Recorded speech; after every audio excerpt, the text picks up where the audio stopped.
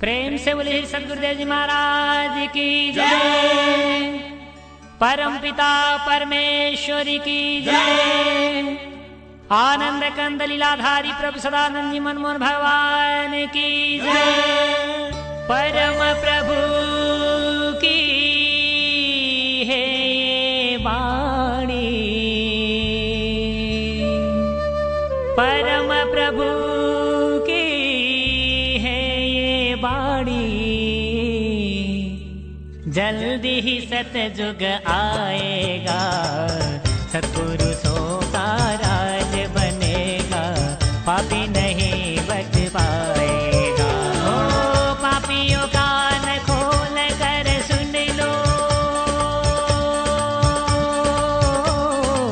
पापियों कान खोल कर सुन लो, पाप छोड़ कर धर्म पकड़ लो, तभी तू रहने पाएगा, सत्पुरुषों का राज बनेगा, पापी नहीं बच पाएगा।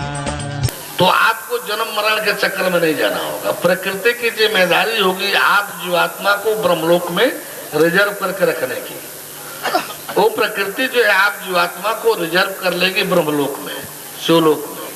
और जब अगला अवतार होगा, जब अवतार होगा तो प्रकृति आपको फिर से मानव जीवन में लाएगी और भगवान के सामने गुजार देगी, अवतार के सामने गुजार देगी।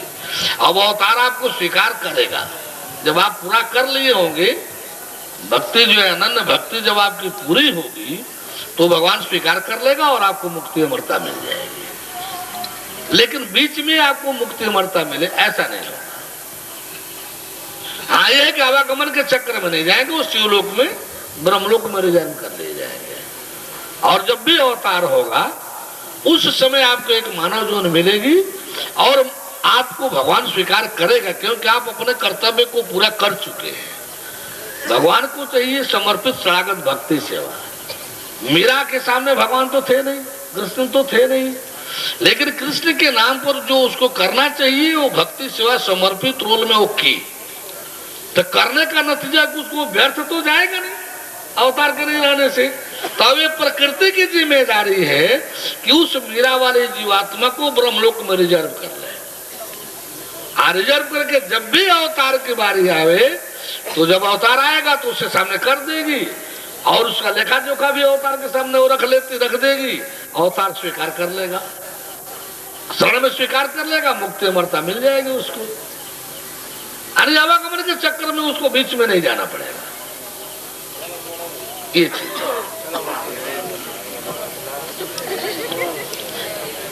स्वामी जी, एक बात हमको बताइए कि ये शेषनाग क्या है जो पृथ्वी को धारण किए हुए है, जबकि ये संभव नहीं है? क्यों पृथ्वी राउंड कर रही है? एक अच्छा एक बात बताइए, यदि शेषनाग वाला संभव नहीं है तो पृथ्वी नाच रही है, ये कौन नचा रहा है पृथ्वी को? ये तो एक शक्ति है। कौन शक्ति? गुरुत्वाकर्षण शक्ति। किसकी? ब्रह्मांड में जो है दो पिंडों की या ग्रहों की जो है शक्तियां जो है इस प्रकार कर अरे खींच रही है, तो खींचने में एगो कार चलाने के लिए इस गाड़ी कार पर वो आकर्षण शक्ति क्यों नहीं लागू होती है कि बिना डीजल पेट्रोल का वो भी डगरते जाए? नहीं, कहने का मतलब हमारी ये है कि आपने अभी जो बताया गया था वहाँ पर बारी गुरुजी का कहना है कि मुझे कुछ मालूम नहीं और जो कुछ कोई कहता है वो मानेंगे। थोड़ा सा दो तीन मिनट अपने छोटे भाई को थोड़ा 2-3 मिनट उनको मौका दिया जाए। जो भी कहा गया कि जो है शेषनाग जी जो है कंदु को ब्रह्मांड उठाऊं, तो जो बताया गया है रामायण में, कंदु के समान ब्रह्मांड को उठा लूं तो वो कहाँ रहेंगे शेषनाग जी? जो आपने बताया था कि शेषनाग जी जो है शेषनाग ही हैं, पृथ्वी को धारण किए हुए हैं, तो फिर वो कहाँ है? वो शेषनाग जो पृथ्वी को धारण किए वो कौन चीज है आखिर? ले आप ही बोल रहे हैं पृथ्वी को धारण किए हैं शेषनाग जी हैं। हाँ, तो वो है क्या चीज है वो शेषनाग? शेषनाग जब नाग का नाग कह ही रहे हैं आप, शेषनाग कह ही रहे हैं। राम जी आदमी के रूप में थे तो राम जी, भगवान जी आदमी के रूप में थे तो क्या है? नहीं, कहने का मतलब ये है तो शेषनाग फिर कहाँ टिके हैं? वो कैसे हैं वो? जब शेषनाग देवता हैं, देव वर्ग के हैं, तो उनके लिए कोई धरती आधार चाहिए क्या? जब देव वर्ग की जो कोई है तो उसके लिए धरती और आधार चाहिए क्या? नहीं तो नहीं चाहिए। तो फिर उसमें वो सत्ता शक्ति नहीं है क्या ले चलने के लिए? मान लीजिए हम देख रहे हैं पृथ्वी नाच रही है, चल रही है, तो क्या उस सूक्ष्म सत्ता शक्ति जो शेष नाग है, क्या उनके द्वारा ये पृथ्वी नहीं नाच और चल सकती है? नाच सकती है। शंकर के लिए आपको प्रणाम। और कोई भाई बंधु?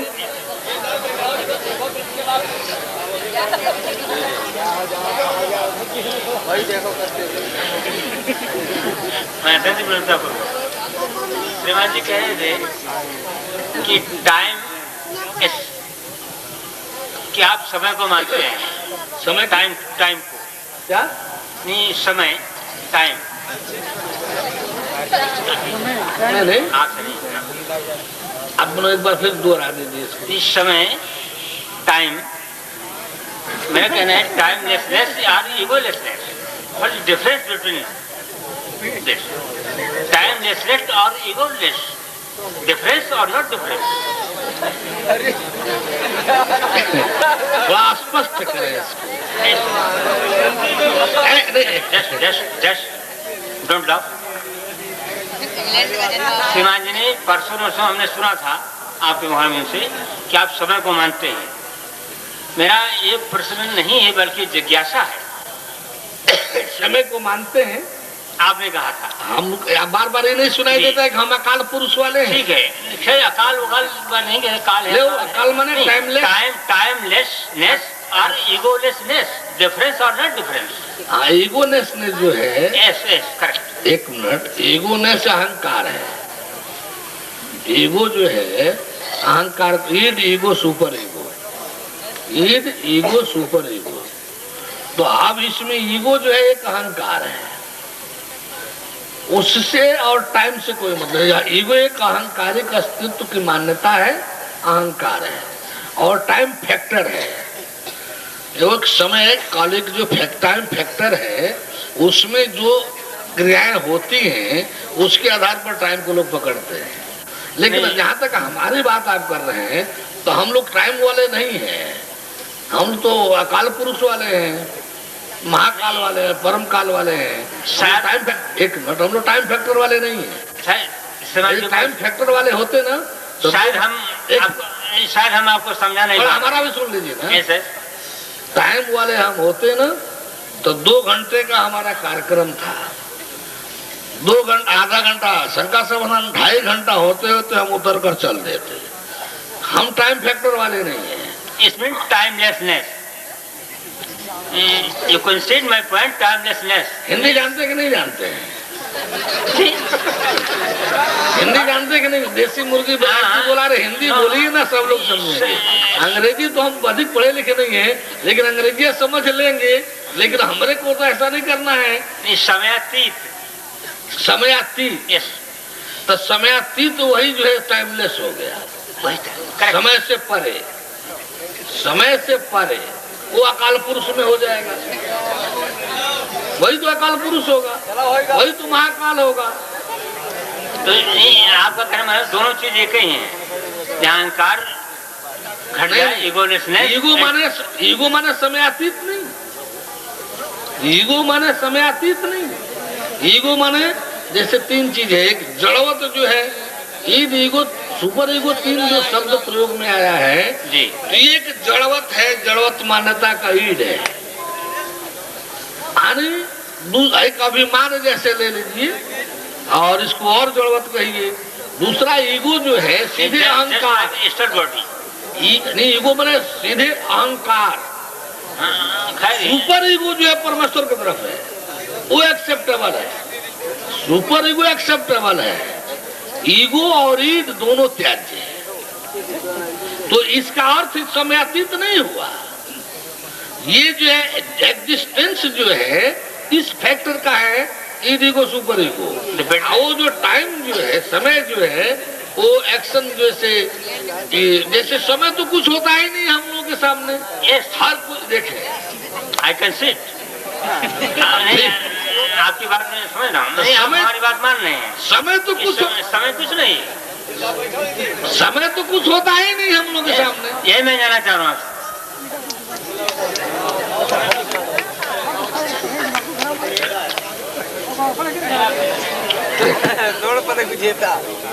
स्वामी जी को मेरा सत नमन।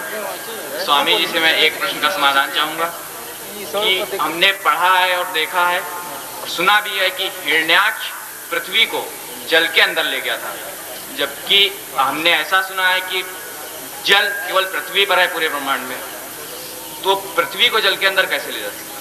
बोले परम प्रभु परमेश्वर की ये बातें जो है प्रारंभिक स्तर का है। ये बात सही है, हम भी पढ़े हैं।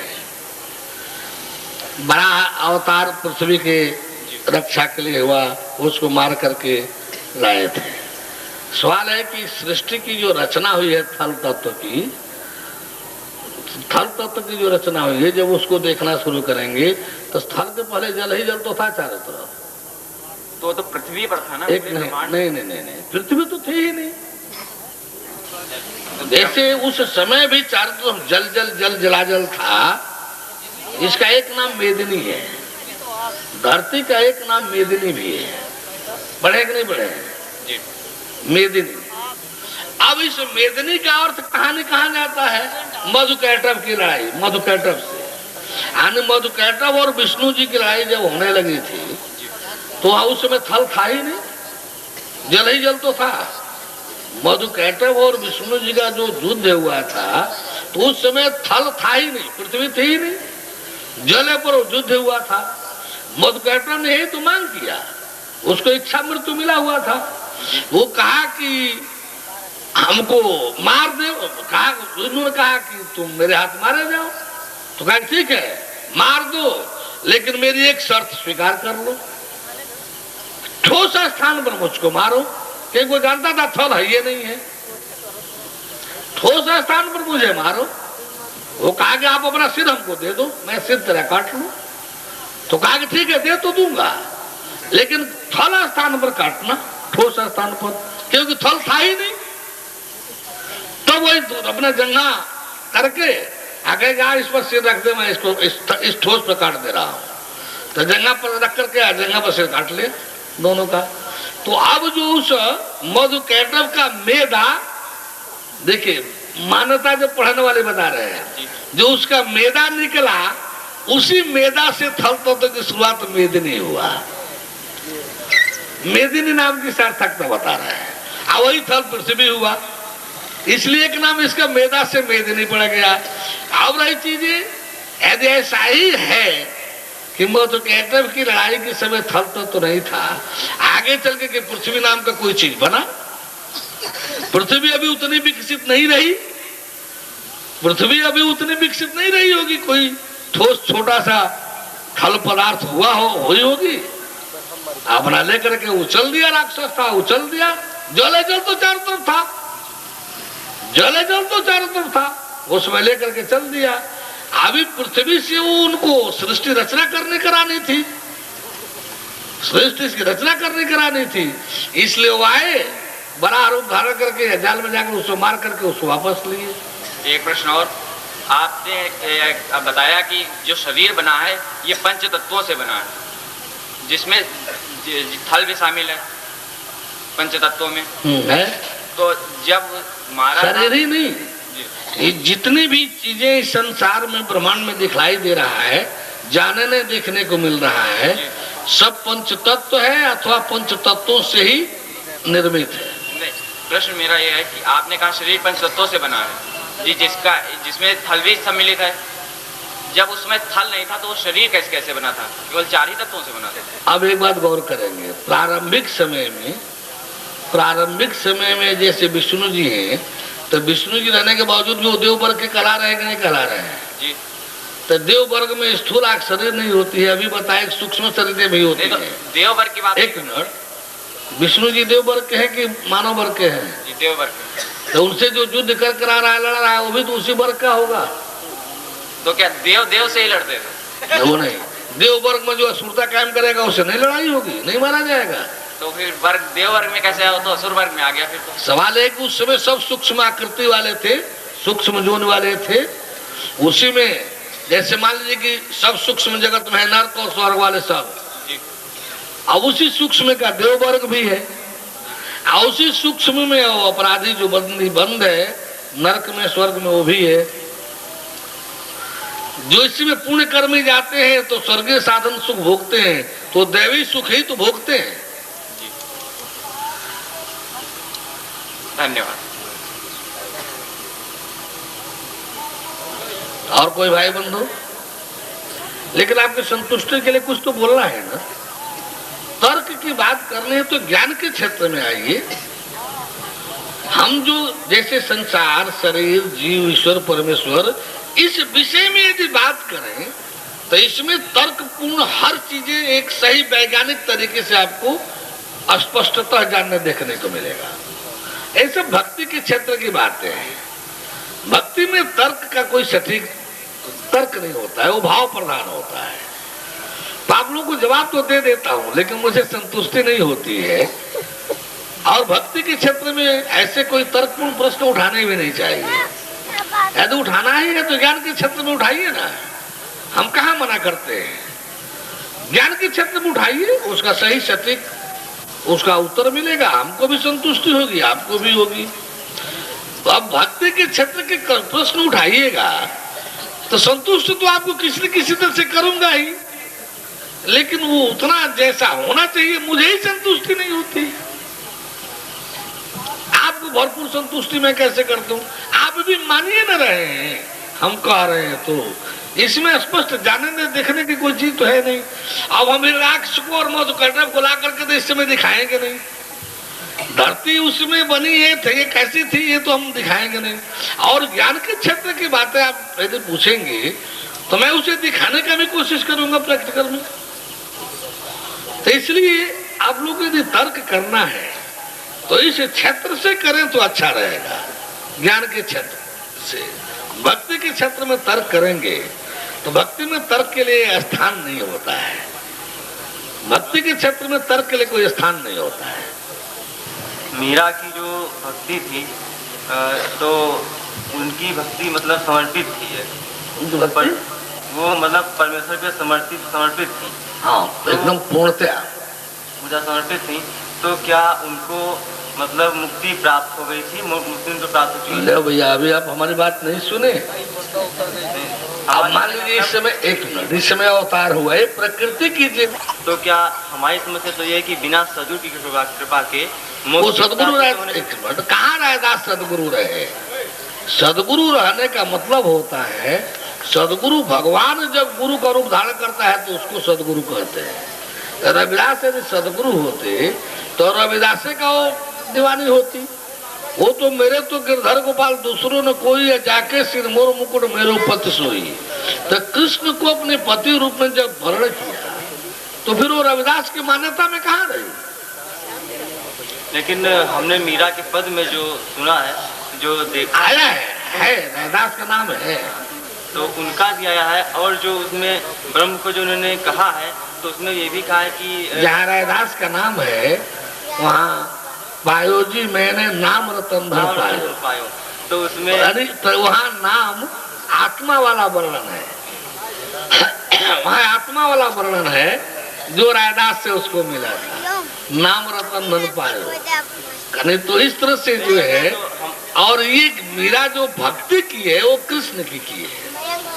यदि सदगुरु रैदास होते तो भक्ति रैदास की करती। हमारी समस्या तो ये है कि रविदास के द्वारा जो ज्ञान रूपी उनको जो नाम मिला है उसी को उन्होंने उसमें किया, और भक्ति ज्ञान के बिना अंधी है हमारी समझ से, और ज्ञान भक्ति के बिना जो है लंगड़ा है। ये हमारी सोच के हिसाब से सही है। ज्ञान बिना भक्ति अंधी है, सही है। और भक्ति के बिना ज्ञान लंगड़ा नहीं है, असुरक्षित है। हाँ, तो हमारा कहने मतलब ये है कि जब तक भक्ति वो चीज है कि प्रारंभिक स्टेज, जब तक सदगुरु के द्वारा ज्ञान नहीं प्राप्त होता है तब तक भक्ति का कोई एक सीधा एक तर्पण बनी रहती है। और जब ज्ञान उसके सदगुरु द्वारा मिल जाता है तो तड़प समाप्त हो जाती है, उसका एकाकार हो जाता है। तो एक बात गौर करेंगे, मीरा की तड़पन जो है रविदास के ज्ञान से नहीं हुआ दूर, कृष्ण की भक्ति में दूर हुई। वैसे हमारी समझ से तो वो मीरा आप इसको पहले हमारा एक चीज सुन लीजिए। जो रविदास ने दिया था वो आत्मा वाली जानकारी उनको थी, आत्मज्ञान की थी। भगवान तत्व ज्ञान वाला होता है, जो तत्व ज्ञान देता है, तो तत्व ज्ञान देने वाली शरीर ही भगवान होती है, वो भी भगवान की मान्यता में आता है। यदि रविदास तत्व ज्ञान दिए होते तो मीरा कृष्ण की तरफ न जाकर के रविदास जपा करती। यदि रविदास नहीं जपी है, इसका मतलब कि रविदास सदगुरु नहीं है, गुरु का रोल किए हैं, सदगुरु का नहीं। अच्छा, तो सदगुरु तो मतलब फिर क्या सदगुरु क्या होता? सदगुरु तो मतलब सत्य की पहचान कराता है। हाँ, सत्य की पहचान कराना। तो सत्य परमेश्वर है। तो हमको लगता है वो सत्य ही इन्होंने कहा है कि अरे वस्तु मूलक दी मेरे सदगुरु, जिसका कोई अनमोल मतलब मोल, ये आत्मा वाला वर्णन है। हाँ, तो हमारा फिर वही बात जा रहे हैं कि मतलब उन्होंने जो अपने सदगुरु से जो ज्ञान लिया है उसी का वर्णन उन्होंने किया है। हमारी समझ से यही है नहीं, आत्मा कृष्ण नहीं है कि कृष्ण को तो उन्होंने एक छोटे से उन्होंने बचपन से ही कृष्ण की मूर्ति लेके वो जो कुछ भी दीवानी कृष्ण की थी, आत्मा की नहीं। लेकिन उनको जैसे तरफ की मतलब एक उनके तरफ बनी रही, उनको शांति नहीं मिली। जैसे कि अर्धजली लकड़ी होती है तो वो उसी प्रकार से वो मतलब थी कि वो समझ लीजिए अंदर सुलगती रही, लेकिन बाद में जब सदगुरु की शरण में गई है तभी उनको पूर्ण ज्ञान हमको लगता प्राप्त हुआ। हमारी तो यही एक है, तभी उन्होंने कहा है कि अरे वस्तु मूलक दी मेरे सदगुरु और कृपा कर अपनायो। कृपा करके उन्होंने हमको कृपा की कि अपना लिया, तभी उनकी भक्ति सार्थक हुई ज्ञान। लेकिन मीरा रविदास के यहाँ रही नहीं बराबर। मीरा रविदास के यहाँ रही नहीं रहने की बात। अब जब उनके शरण में गई होती तो उनके यहाँ बराबर रही होती, फिर कृष्ण को स्वीकारने पुकारने की बातें खत्म हो गई होती। असल में जो कृष्ण का हमारी बात आप पकड़ने की कोशिश नहीं कर रहे हैं। भाई सदगुरु साक्षात परमेश्वर के अवतार को कहते हैं। जब परमेश्वर के अवतार जब ज्ञान देगा तो उसमें संतुष्टि मिलेगी, तो उसी शरीर के अंदर उस भक्ति से होना होगा। अच्छा, यदि रविदास के ज्ञान देने के बाद भी वो कृष्ण के दीवानी है, इसका मतलब कि रविदास सदगुरु नहीं है। अब टाइटल तो सब गुरु है, इसमें क्या सब ढोंगे पाखंडी अशोराम जो है सदगुरु कहला रहा है। वो तो बात सही है, वो हरदेव सदगुरु कहला रहा है, श्रीराम शर्मा सदगुरु कहला रहा है। तो ऐसे ऐसे गुरु जो गुरु कहला रहे हैं, अरे तो गुरु नहीं है सब। जैसे कि अब मैं आपकी शरण में मान लीजिए कि मुझको कोई ऐसी मतलब आपकी शरण में मान लीजिए मैं आता हूँ, तो आपके द्वारा ही हमको मतलब एक ज्ञान प्राप्त हो जाता है, ऐसा कुछ हो जाता है कि हमें उसकी परम तत्व की प्राप्ति हो जाती। तो मैं क्या सदगुरु आपको सदगुरु के रूप में ही आपको जो है ले सकता हूँ या गुरु के रूप में? एक मिनट, हम जब ज्ञान देंगे तो विष्णु जी का भी ज्ञान देंगे, राम जी के वाला भी देंगे, कृष्ण जी वाला भी देंगे। तो दिखलाई ये देगा कि विष्णु राम कृष्ण वह आकृति शरीर है जो भगवान नहीं थी, भगवान नहीं है। उन शरीरों के माध्यम से भगवान कार्य किया था, लीला कार्य किया था। उस भगवान वाला ज्ञान हम देंगे, न कि विष्णु राम कृष्ण जी का ज्ञान शंकर जी की तरफ से, सुखदेव की तरफ से। हम जो ज्ञान देंगे इन तीन नामों के माध्यम से जो भगवान था उसका ज्ञान देंगे। तो भगवान जब मिलेगा तो विष्णु जी वाला भी भगवान मिल जाएगा, राम जी वाला भी भगवान मिल जाएगा, कृष्ण वाला भी मिल जाएगा, और वर्तमान में जो है वो भी मिल जाएगा। मान्यता वर्तमान वाले को मिलेगी। तो सदगुरु जैसे आप कि सत्य की जैसे आप पहचान बताते हैं, तो हमारे साथ तो ऐसा तो कुछ नहीं कि सदगुरु की एक ही है। हमको जिस रूप में ज्ञान परम तत्व की प्राप्ति हो जाए वही सदगुरु, सत्य की पहचान करें वही सदगुरु। ज्ञान मिले तब ना, ज्ञान मिले तब ना। जैसे कि ज्ञान में जीव आत्मा परमात्मा तीनों अलग अलग मिलता है। पहले जीव आत्मा परमात्मा तीनों अलग अलग मिलता है, तत्पश्चात उसी में अद्वैत बोध होता है, एकत्व बोध होता है, मुक्ति अमरता का साक्षात बोध होता है। तो ऐसा ज्ञान परमेश्वर के साथ दूसरा कोई दे ही नहीं सकता है। और ये ज्ञान रविदास परमेश्वर का अवतार थे नहीं। तो जैसे कि ये स्वामी विवेकानंद के जो गुरु थे स्वामी रामचंद्र परमहंस जी, तो इनको ये मतलब इनके भी सुहंग वाले थे, इनके भी गुरु थे, जैसे ये भी सुहंग वाले थे। अच्छा, इनके मतलब यही हम कहना चाह रहे हैं भाई रामकृष्ण परमहंस सुहंग वाले थे। सुहंग वाले का मतलब यानी ये अंश रूप में अवतार जरूर थे, लेकिन ये भगवान के अवतार नहीं थे, यानी कि ये सदगुरु के रूप में उनको नहीं प्राप्त हुए ना। थे, गुरु के ही रूप में प्राप्त हुए थे। हाँ, गुरु के रूप में कहा जा सकता। यानी कि यहाँ मतलब अभी तक ऐसा कुछ नहीं हुआ कि किसी एक सदगुरु की जो है प्राप्ति किसी को हो चुकी हो। सदगुरु की प्राप्ति हुई है, नारद गरुड़ को हुआ, नारद को हुआ, लक्ष्मण, हनुमान, शौरी, तारा, उद्धव, अर्जुन, मैत्रेय आदि आदि सदगुरु प्राप्त किए थे। तो जैसे द्वापर में त्रेता में ये जो है राम के रूप में क्या सदगुरु आए थे ये, और कृष्ण द्वापर में आए थे। हाँ। तो क्या इसमें कलयुग में कोई ऐसा सदगुरु जो है? पहले परमेश्वर मिलेगा, वो जो परमेश्वर से जिससे मिल जाएगा वो सदगुरु हो जाएगा। पहले जीव ईश्वर परमेश्वर का दर्शन कीजिए, यदि सही है दर्शन, मुक्ति अमरता मिलना सही है, तो मिलाने वाला सदगुरु होगा। तो अभी ऐसा कुछ मतलब सदगुरु का कोई मतलब वो नहीं प्रामाणिक, यानी कि कोई सदगुरु अभी आया है या सदगुरु मतलब हम कह रहे हैं दर्शन करा रहे हैं, दर्शन कराने बैठे हैं, दर्शन करा रहे हैं, 15 को शुरू होगा। ठीक है, धन्यवाद। जो है अब चला जाए ना, फिर कल सुबह 8 बजे बोलिए परम प्रभु परमेश्वर की, परम प्रभु परमेश्वर की। छोड़ दे बंदे झूठे धंधे, बन जा सच्चा इंसान रे, मान रे माटी के पुतले मान रे। छोड़ दे बंदे झूठे धंधे, बन जा सच्चा इंसान रे, मान रे के पुतले मान रे।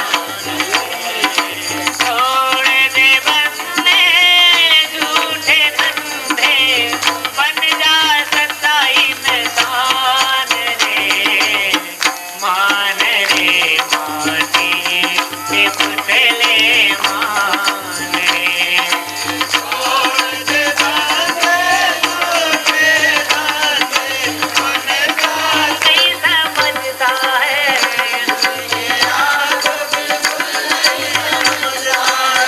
आज संसार में इंसानियत का नाम नहीं।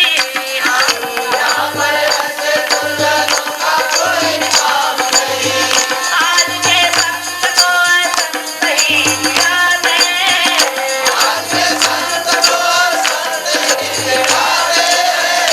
पूरा कृष्ण ही हंसी उड़ाया करते हैं।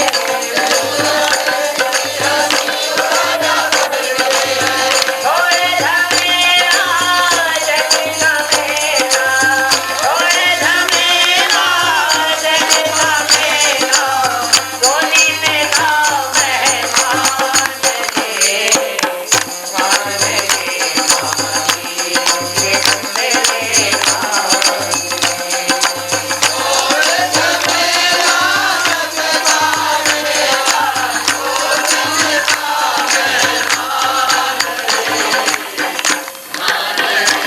माटी के पुतले मान छोड़ दे बंदे झूठे धंधे, बन जा सच्चा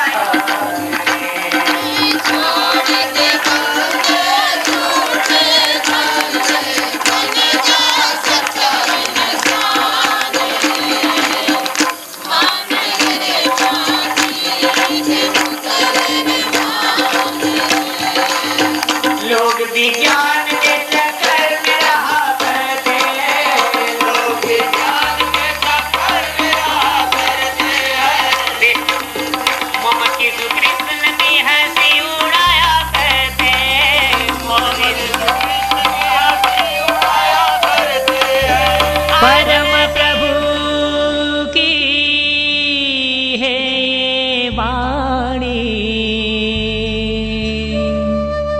परम प्रभु की है ये वाणी, जल्दी ही सतयुग आएगा, सतगुरु सो